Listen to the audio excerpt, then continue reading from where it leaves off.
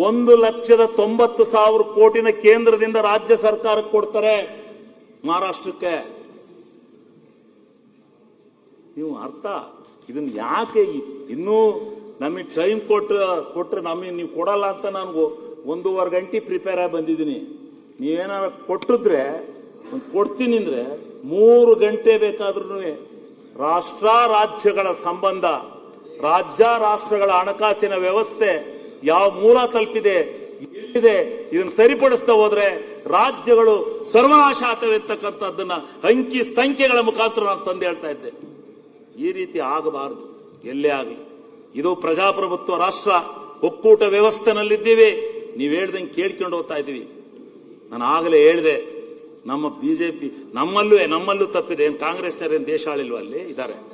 ನಮ್ಮ JDS ಒಂದ್ಸರಿ ಆಳಿದ್ದೆ, ನಾನು ಇಲ್ಲ ಅಂತ ಹೇಳೋದಿಲ್ಲ. ನಾವು JDS ಅಲ್ಲಿ ಇದ್ದಾಗ ನಮ್ಮರೇ ಪ್ರಧಾನಮಂತ್ರಿ ಆಗಿದ್ರು.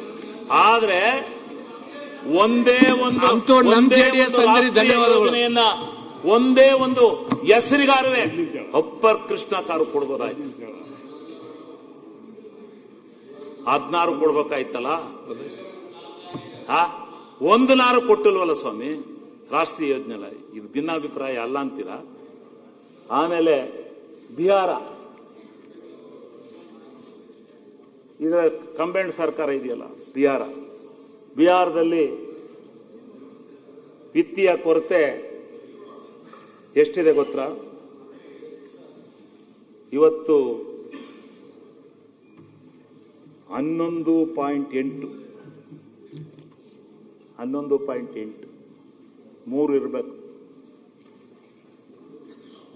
ಮತ್ತು ಬಿಹಾರ ದುಡ್ಡೆಷ್ಟು ಕೊಟ್ಟಿದ್ದಾರೆ ಗೊತ್ತಾ? 2,10,000 ಕೋಟಿ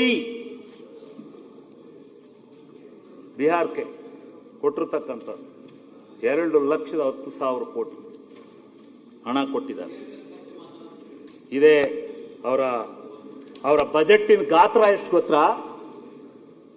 3,47,000 ಕೋಟಿ. ನೀವೇ ಕೇಂದ್ರದರು 2,10,000 ಕೋಟಿ ಕೊಟ್ರೆ, 3,47,000 ಕೋಟಿ ಕೊಟ್ರೆ ಮಾಡ್ಕೊಂಡು ಇನ್ನು ಉಳಿದಿರ್ತಕ್ಕಂಥ ಅವರ ರಾಜ್ಯದ ಸಿದ್ದು ಸಾಹೇಬ್ರೆ ಕೂತ್ಕೊಂಡು ಮಾತಾಡ್ತೀವಿ.